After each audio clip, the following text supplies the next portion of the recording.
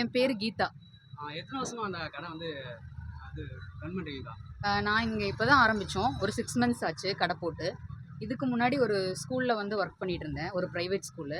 அதில் எனக்கு போதுமான சேலரி வந்து பத்தலைங்க. கொஞ்சம் பொருளாதார பிரச்சனை இருந்தது. எங்கள் அம்மா அப்பாலாம் முதல்ல டிஃபன் கடை போட்டுட்டு இருந்தாங்க, நைட்டு டிஃபன் கடை. அதில் எனக்கு அதுவும் இல்லாமல் குக்கிங்கில் ரொம்ப இன்ட்ரெஸ்ட்டு. அதனால சரி ஃபுட் கடை போடலான்னு சொல்லிட்டு நானும் என் ஹஸ்பண்டும் சேர்ந்து போடுறோம். இது எங்களுக்கு இப்போ பரவாயில்ல. ஃபஸ்ட்டு வந்து தக்காளி சாதம், தயிர், அப்புறம் ஒரு 3 சாதம் மட்டும் ஆரம்பித்தோம். சின்ன ஒரு டேபிளில் வச்சு தான் ஆரம்பித்தோம். அதுக்கப்புறம் இது வந்து எங்களோட சொந்த கடை, அப்பாவோடது. அப்பா இப்போ தான் சமீபத்தில் இறந்தார். அவர் இறந்ததுனால நாங்கள் இந்த கடையை ரன் பண்ணணும்னு தோணுச்சு. அதுவும் இல்லாமல் இன்ட்ரெஸ்ட்டும் இருக்குது. அதனால் பண்ணிகிட்ருக்கோங்க. இப்போ நாங்கள் வெரைட்டியான சாதமெல்லாம் போடுறோம், காய்கறி எல்லாம் வச்சு. ஒரு சிலர் என்ன கேட்பாங்க, பொரியலெல்லாம் இருந்தால் பரவாயில்ல அப்படின்னு சொல்லி கேட்பாங்க கஸ்டமர், கடைக்கு வர்றவங்க. நாங்கள் வந்து சரி பொரியலோட சாதமாகவே பண்ணலாம் அப்படின்னு ஐடியா பண்ணி குடமிளகா சாதம், வெண்டைக்காய் சாதம், சுண்டல் சாதம், அப்புறம் தேங்காய் சாதம், மாங்காய் சாதம், அந்த மாதிரி டிஃப்ரெண்ட்டான வெரைட்டிஸ் போட்டுட்ருக்கோம். பரவாயில்ல, அது கஸ்டமருக்கெல்லாம் ரொம்ப பிடிக்குது, வந்து சாப்பிட்றாங்க.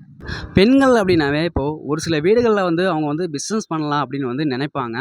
ஸோ அதையும் தாண்டி இப்போ வந்து இந்த கடையில் வந்து ஹஸ்பண்ட் ஒய்ஃப் 2 பேருமே சேர்ந்து வந்து இணைஞ்சு வந்து பண்ணுறீங்க. உங்கள் ஹஸ்பண்ட் வந்து உங்களுக்கு வந்து எவ்வளோ சப்போர்ட்டிங்காக இருக்கிறாரு? ஸோ அதை பற்றி சொல்லுங்கக்கா. ஃபஸ்ட்டு வந்து அவரும் இதே மாதிரி வேண்டான்னு தான் சொன்னார். அதுக்கப்புறம் நான் சொன்னேன், பிஸ்னஸ் பண்ணால் கொஞ்சம் நம்ம வந்து இந்த பொருளாதாரத்துலேருந்து கொஞ்சம் நம்ம மேலே வரலாம் அப்படின்னு சொன்னேன். அப்புறம் அவருக்கும் எந்த ஒர்க்கும் எதுவும் செட் ஆகலை, எனக்கும் வந்து வேலையில் போதுமான அளவுக்கு எங்களுக்கு இன்கம் கிடைக்கல. அப்புறம் இன்ட்ரெஸ்டான இதில் நம்ம வேலை செய்யும்போது நம்ம இன்கமும் நல்லா ஏர்ன் பண்ணலாம், நம்ம பிடிச்ச வேலையும் செய்யலாம் அப்படின்னு சொல்லி சொன்னேன். அப்புறம் அவரும் வந்து ஓகே சொல்லிட்டாரு. அப்புறம் ஒரு நாள் நானே சர்ப்ரைஸாக எல்லாமே செஞ்சு வச்சுருந்தேன். அவரும் ஒன்றும் சொல்லலை, சரி போகலாம், உன்னோட இதுக்கே நம்மளும் போய் பண்ணலாம் அப்படின்னு சொல்லி ஆரம்பித்தோம். இப்போ வந்து அவர் ஃபுல் அண்ட் ஃபுல்லாக எனக்கு சப்போர்ட்டிவாக இருக்கார். நான் முடிக்கிறதுக்குள்ளே எல்லாமே காய்கறி எல்லாம் கட் பண்ணி வச்சு எல்லாம் பண்ணி வச்சுருவார். முக்கால்வாசி வேலை அவர் செஞ்சுருவார். என்னோடய வேலை இந்த குக்கிங் வேலை மட்டும்தான். ஃபுல் அண்ட் ஃபுல் சப்போர்ட்டிவாக இருக்கார். ஸோ அதாவது பணம் அப்படிங்கிறது இந்த சொசைட்டியில் எவ்வளோ முக்கியம்? ஸோ அதை பற்றி சொல்லுங்கக்கா.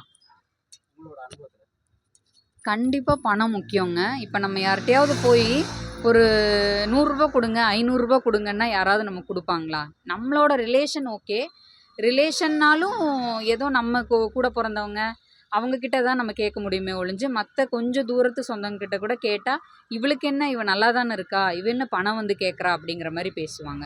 இதே நம்ம பிஸ்னஸாக ஆரம்பிக்கும் போது கண்டிப்பாக நம்ம கையில் ஒரு 100 ரூபாயாவது இருக்கும். நம்ம யாரையும் போய் கேட்க வேண்டாம். நம்ம குழந்தைங்களுக்கு ஒரு பிஸ்கெட் வாங்கணும், இல்லை நமக்கு பிடிச்ச ட்ரெஸ் எடுக்கணும், நம்ம ஹஸ்பண்ட்க்கு ஏதாவது செய்யணும், இல்லை ஒரு ஃபங்க்ஷனுக்கு நம்ம எதுக்காவது போகிறோம், அவங்களுக்கு ஏதாவது ஒரு கிஃப்ட் நம்ம வாங்கணும் அப்படின்னாலுமே நம்ம கையிலேருந்து இது பண்ணலாம். இதுக்கு எல்லாத்துக்குமே முக்கிய காரணம் பணம் தான். அதுக்கு நல்ல ஒரு தொழில் நமக்கு தேவை. இதே நம்ம வேலைக்கு போனோம்னா மாதம் வர வரையும் நம்ம அதை எதிர்பார்த்துட்ருக்கணும். அப்புறம் அந்த பணத்தை நம்ம எடுத்து வச்சு செலவு பண்ணுறதுக்குள்ளே அடுத்தது நமக்கு ரெண்ட் இருக்கும், நிறையா செலவு பண்ணிடுவோம். காசை நம்மளால் சேவ் பண்ணி வைக்க முடியாது. இது அப்படி இல்லை. இன்றைக்கி நம்ம ஒரு 500க்கு இன்றைக்கி வியாபாரம் ஆகுதுன்னா நான் ஏதோ ஒரு 200 எடுத்து வைக்கலாம், 300 செலவு பண்ணிவிட்டு 200 எடுத்து வைக்கலாம். அதனால் கண்டிப்பாக வந்து பொருளாதாரத்துக்கு மணி ரொம்ப ரொம்ப இம்பார்ட்டன்ட். அதை நம்ம எப்படி வேலை செய்கிறோம், எப்படி நம்ம சேவ் பண்ணி வைக்கிறோங்கிறது அது நம்ம தான் முடிவு பண்ணணுங்க. அதனால் எல்லாருமே இந்த மாதிரி சின்ன சின்ன வேலைகளை நமக்கு பிடிச்ச மாதிரி நம்ம செஞ்சாலே, அது நம்ம நியாயமாக நேர்மையாக செஞ்சாலே போதும். அது கண்டிப்பாக நமக்கு பெனிஃபிட்ஸ் இருக்குது. பெண்கள் அப்படின்னாவே ஒரு சில கேலி கிண்டல் எல்லாமே இருக்கும். ஒரு சில பெண்கள் வந்து பிஸ்னஸ் பண்ணலாம் அப்படின்னு வந்து நினைப்பாங்க, ஆனால் வந்து பாதியிலே வந்து விட்டுட்டு போயிடுவாங்க. ஸோ அவங்களுக்கு உங்கள் இடத்துலேருந்து ஒரு மோட்டிவேஷனான ஒரு விஷயம் சொல்கிறீங்க அப்படின்னா என்ன சொல்லுவீங்கக்கா? மோட்டிவேஷனான விஷயம்னா, நமக்கு பிடிச்ச வேலையை நம்ம வந்து எதாக இருந்தாலும் செய்யலாம். இப்போ நான் படிச்சிருக்கேன், டிகிரி முடிச்சிருக்கேன், நான் டீச்சிங் முடிச்சிருக்கேன். டீச்சிங் இதுக்கு தான் போகணுன்ட்டு இல்லை, நமக்கு பிடிச்சது. இப்போ எனக்கு குக்கிங்கில் ரொம்ப இன்ட்ரெஸ்ட் இருக்குது.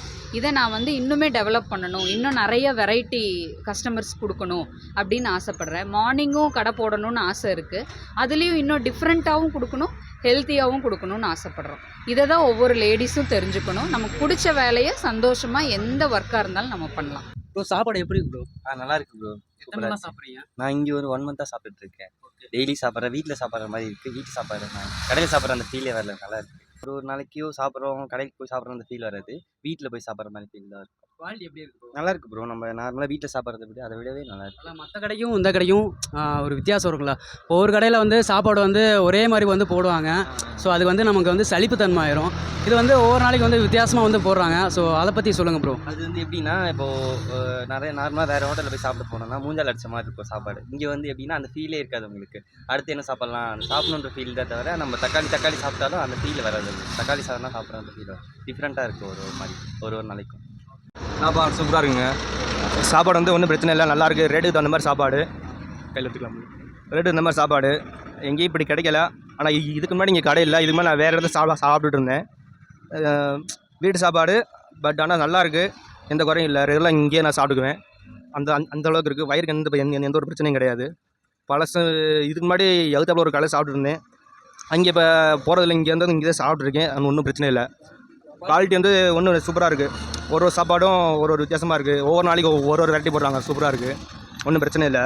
அதாவது இப்போ ஹஸ்பண்ட் ஒய்ஃப் 2 பேருமே வந்து சேர்ந்து வந்து பிஸ்னஸ் பண்ணுறீங்க. முதல்ல வந்து பிஸ்னஸ் பண்ணும்போது நிறைய பேர் வந்திருக்க மாட்டாங்க. ஸோ சில பேர் வருவாங்க, சில பேர் வந்து அவங்க நினச்ச சாப்பாடு வந்து இருக்காது. ஸோ அந்த டைமில் வந்து நாங்கள் ஃபஸ்ட்டு ஒரு டேபிள் போட்டு தயிர் சாதம் தக்காளி சாதம் 2 சாதம் மட்டும்தான் வச்சோம். எங்களுக்கு இடமே இந்த லைனில் கொடுக்க மாட்டேன்ட்டாங்க. நாங்கள் இந்த அத்திப்பாளையம் இந்த ராமகிருஷ்ணா மில் ரோட்டு இதில் தான் நிற்கிறோம். ஃபஸ்ட்டு அங்கே நின்றுட்டு இருந்தோம். அங்கே டெம்போ ஸ்டாண்டு நிற்கக்கூடாதுன்னு சொல்லி இது பண்ணாங்க. அப்புறம் தள்ளி தள்ளி இங்கே வந்து நின்னோம். இங்கே ஒரு மரத்தடி நிழல் இருந்துச்சு. இங்கே பார்த்து டேபிள் போட்டு தான் நின்னோம். ரொம்ப கஷ்டமாக தான் இருந்தது. எவ்வளவோ நாள் சாப்பாடெல்லாம் திரும்ப வீட்டுக்கு எடுத்துகிட்டு போயிருக்கோம். எடுத்துகிட்டு போய் அங்கே பக்கத்தில் யாருக்காவது இல்லாதவங்களுக்கு கொடுத்துருவோம். எந்த ஃபுட்டுமே வேஸ்ட் பண்ணதில்லை. அப்புறம் எங்களோட பொறுமை தான் காரணம். பொறுமையாக டெய்லியும் இப்போ இது ஆகுதுன்னு சொல்லிட்டு அதுக்காக கஷ்டப்பட்டு நாங்கள் நிற்கிறதில்ல. அடுத்த நாள் பரவாயில்ல, நம்ம முயற்சி பண்ணலாம், இப்போ தான் ஆரம்பிச்சிருக்கோம் அப்படின்னு சொல்லிட்டு டெய்லியும் வருவோம். அது அப்படியே கொஞ்சம் நாளாக நாங்கள் 2 சாப்பாடுங்கிறது 3, 4 அப்படின்னு கொண்டு வந்தோம். இப்போ வந்து நான் கொஞ்சம் ஹெல்த்தியாக கொடுக்கணும் அப்படின்னு முடிவு பண்ணி தான் காய்கறி எல்லாம் போட்டு சமைச்சு கொண்டு வரோம். பரவாயில்ல. அப்புறம் 2 பேரும் ஏன் நிற்கிறோன்னா, எனக்கு ஃபுல் சப்போர்ட்டு என் ஹஸ்பண்ட் தான் பண்ணுறாரு. ஏன்னா எங்கள் அப்பாவோட ஆட்டோவும் எங்ககிட்ட இருக்குது. அதில் தான் நாங்கள் செய்கிற ஃபுட் ஐட்டம்ஸ் எல்லாத்தையுமே நாங்கள் கொண்டு வந்து ஆட்டோவில் வச்சு எடுத்துகிட்டு வரோம். அதனால் 2 பேரும் சப்போர்ட்டிவாக ஒருத்தருக்கு ஒருத்தர் வேலை செய்கிறோம். அவர் எல்லாமே வீட்டில் எல்லாமே எனக்கு ஹெல்ப்ஃபுல்லாக இருப்பார். வெஜிடபிள்ஸ் எல்லாம் கட் பண்ணி கொடுப்பாரு. நான் ஃபுல்லாக குக்கிங் பண்ணுவேன். 2 பேருமே தான் எல்லா வேலையுமே செய்கிறோம். இதனால எங்களுக்கு கொஞ்சம் வருமானம் கிடைக்குது. டெய்லியும் நாங்கள் யாரையும் கேட்டு நிற்க வேண்டியதில்லை. இன்றைக்கி என்ன செலவு பண்ணுறோமோ, 2 குழந்தைங்க இருக்காங்க, அவங்களுக்கு என்ன வாங்கி கொடுக்கணுமோ யாரையும் நான் கேட்டு நிற்க வேண்டியதில்லை. நானே எனக்கு தேவையானது எல்லாமே பண்ணிக்குவோம். 2 பேரும் ஹாப்பியாக இருக்கோம். இப்போ தான் எல்லோரும் எங்கள் கடைக்கு வந்து சாப்பிட்டு பாருங்கள், டேஸ்ட்டு பிடிக்கும் கண்டிப்பாக. அப்புறம் நிறைய ஆர்டர்ஸும் சின்ன ஆர்டர்ஸ் எல்லாம் நாங்கள் எடுத்து செஞ்சு கொடுக்குறோம். இப்போவே எங்கள் கஸ்டமர் ஒருத்தர் வந்து ஃபுட்டு இந்த சட்னி துவையல் வந்து இங்கே ரொம்ப ஃபேமஸ்ஸு, பருப்பு துவையல் அது சாப்பிடுவாங்க. அப்புறம் தக்காளி சாதம் ரொம்ப பிடிக்கும். எப்போவுமே சீக்கிரம் தீந்துடும் தக்காளி. வந்தாரும் எல்லா கஸ்டமரும் அதுதான் வாங்கி சாப்பிடுவாங்க.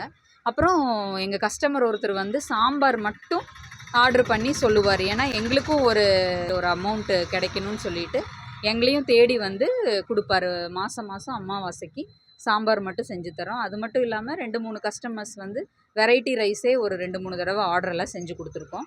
உங்களுக்கு ஏதாவது தேவைப்பட்டாலும் கண்டிப்பாக அந்த கீழே இருக்கிற நம்பருக்கு கால் பண்ணுங்கள். கண்டிப்பாக ஆர்டரெல்லாம் நல்ல முறையில் வீட்டில் எப்படி நம்ம செய்வோமோ அதே மாதிரி உங்களுக்கு நல்ல குவாலிட்டியாகவும் இருக்கும், சுத்தமாக ஹெல்த்தியாகவும் இருக்கும். தேங்க்யூ.